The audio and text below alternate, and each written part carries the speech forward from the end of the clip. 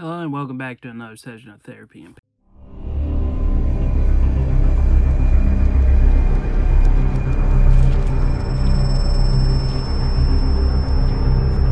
I'm sure we all have had the thoughts of how we would change things if we had the power to change the world, especially with how the world is nowadays. Well, today we're going to be looking at someone who feels like he could change the world, that being Dr. Horrible. Dr. Horrible's Sing Along blog was a 2008 musical miniseries created by Joss Whedon with Zach and Jed Whedon and composer Marissa Tonchoron. I'm sorry if I mispronounced that. It starred Neil Patrick Harris, Nathan Fillion, and Felicia Day, blending superhero satire, musical theater, and early internet culture. It was made during the 2007-2008 Writers Guild of America strike, when TV and film production shut down. Whedon created it independently to prove high quality stories could be made and released online without studio control. It released in 3 short acts online and became a major success, won an Emmy, and helped legitimize web series, and stood out for flipping superhero tropes by making the villain sympathetic and the hero unlikable. And like many things, a comic book was made out of it. Is this comic any good? Only one way to find out.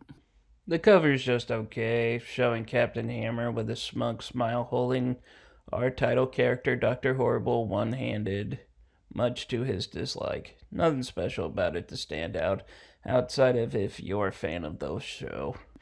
We begin our story in 1985 with a young Billy playing action figures at the playground. Unfortunately, a bully shows up doing what bullies do best: ruin everything. A few insults later, Billy's got a black eye, and his villain origin checklist is already halfway filled out. On his way home, Billy stumbles onto a crowd watching a battle between Justice Joe and Mr. Maniacal. The fight on the rooftop looks completely one-sided until Maniacal pulls out a blaster and shoots Justice Joe. Moral of the story, kids: always make sure the villain has hidden weapons before you go into your monologue of why he sucks. This moment inspires a young Billy who learns an important lesson. Sometimes the villain wins, and that's kind of cool, actually. Cut to 20 years later, and Billy, now going by Dr. Horrible, has placed coin-shaped explosives in every parking meter in the city. Because nothing threatens our municipal government more than threatening their main source of aggressive income. Unfortunately, the plan falls apart when the detonator doesn't work. Note to self: get new batteries. So Billy does what anyone would do in this situation: run away. This leads him directly into Captain Hammer, the city's premier superhero and walking ego. He assumes Billy is a fan until he hears the name Dr. Horrible, at which point the vibe shifts from autographs to impending hospital visits.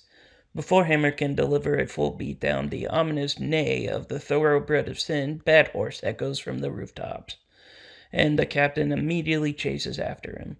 Later at the laundromat, Billy awkwardly runs into his crush Penny and somehow makes things worse. While spiraling emotionally, Billy watches the news and learns it's the anniversary of Justice Joe's defeat, which sparks an idea. Arson!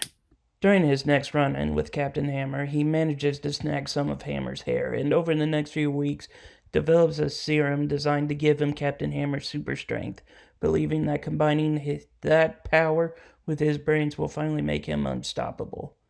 He takes the serum, teams up with his best friend Moist to track down the captain. And at first the plan seems to work. Billy can actually fight Hammer toe-to-toe. But quickly we see the twist. The serum apparently gives Billy Captain Hammer's intelligence as well. Basically, his brain is just taking a very long lunch break. So Moist manages to administer an antidote, restoring Billy to normal, just in time for the fight to turn into a very aggressive game of keep away. A chaotic chase ensues, with Dr. Horrible doing everything in his power not to get punched into next week. Thankfully, Billy finds the detonator from earlier again, this time with batteries, and sets off the parking meter explosives and escapes in the most villainous way possible. Public and fracture damages. The story ends with Billy back in his lab, proudly hanging a newspaper clipping officially naming him a supervillain. He declares it a start. So that was the first issue of Dr. Horrible, and for my diagnosis, it wasn't bad. There's a bit of a charm in the writing, which I feel like those who never heard of the web series before reading this might like, and in turn go and watch this show, which is what things like these should do, so props there. It may take the experience away differently if you read this first, though, so, depending on how you want to do it, go watch the show now if you haven't. Up to you. And with that, it is the end of today's session. Thank you all for attending. As always, if you liked the video, please be sure to leave a like, comment, and subscribe. And until next time, I'm the Super Guru, signing off. And just a little heads up, guys, at the moment of this video's recording, we are 15 subscribers away from reaching 100. I just want to say thank you very much for that as well. And until next time, signing off.